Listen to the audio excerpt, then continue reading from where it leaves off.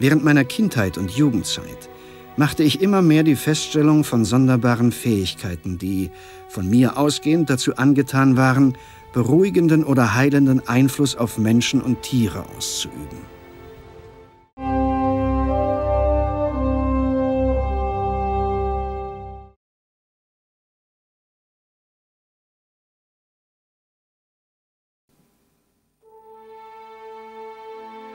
Immer mehr Menschen stellen sich in der Folgezeit die Frage nach Grönings Herkunft. Dazu schreibt er in verschiedenen Lebensläufen: Ich wurde als 4. Kind von 7 Geschwistern des Ehepaares August und Margarete Gröning am 30. Mai 1906 in Danzig-Oliva geboren.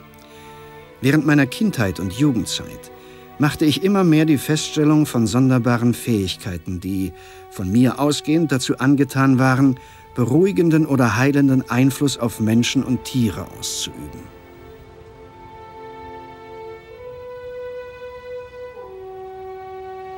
Mein Verhältnis zum Elternhaus war sonderbar und gespannt. Jedenfalls dauerte die Gefangenschaft im Elternhaus nicht lange, da ich sehr schnell und oft mich aus dieser befreite.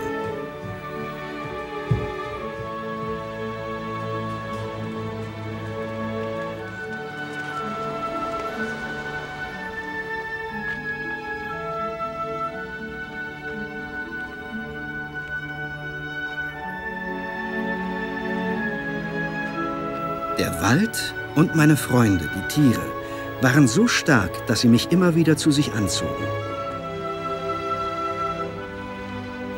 Hier erlebte ich Gott, in jedem Strauch, in jedem Baum, in jedem Tier, ja selbst in den Steinen.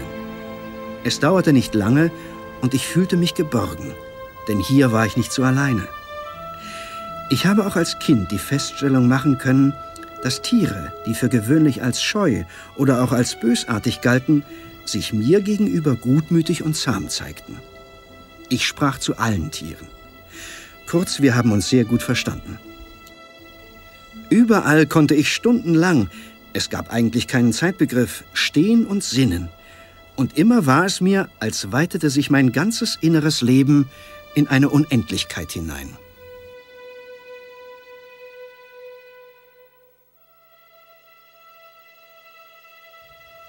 Im Elternhaus brachte man dem kleinen Bruno immer weniger Verständnis entgegen. Oftmals erhielt er Schläge und wurde als Spinner abgetan. Bruno ist mein Cousin. Und meine Eltern erzählten das. Er war als kleiner Junge irgendwie schon ein Sonderling, wie man so sagt. Er ist viel im Wald spazieren gegangen und fing dann auf einmal an, zu Hause Brot zu sammeln. Und die Eltern wunderten sich, warum. Und er hat gesagt, ja, er muss das Brot sammeln und trocknen. Und dann wollte er das im Wald vergraben.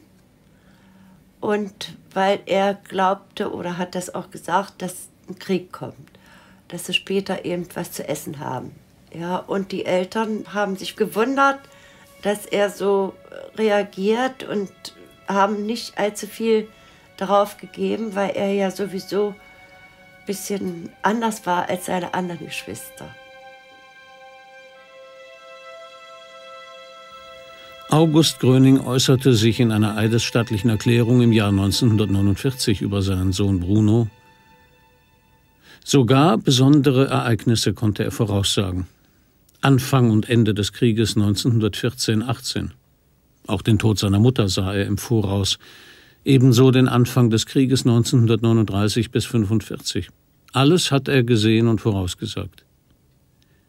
Hinzu kommt noch eine Eigenschaft, die es ihm ermöglichte, Menschen von Krankheiten und Leiden zu heilen.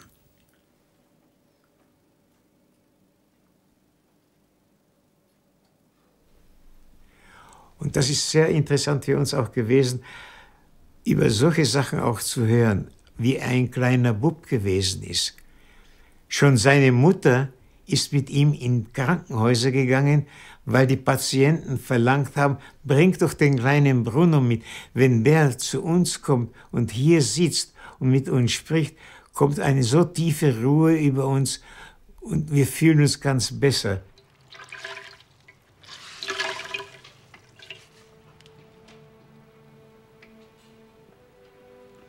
Mutter, kannst du mich noch hören?